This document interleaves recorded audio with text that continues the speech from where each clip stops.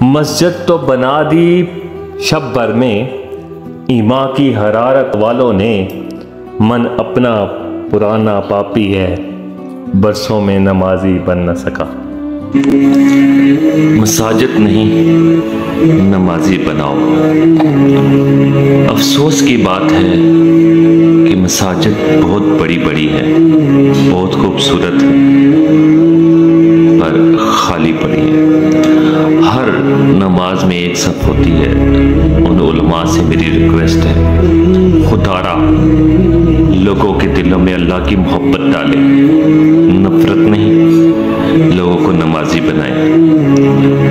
بنائیں، لوگوں کو اللہ کی محبت کا دیوانہ بنائیں، صراط مستقیم کا صحیح راستہ دکھائیں۔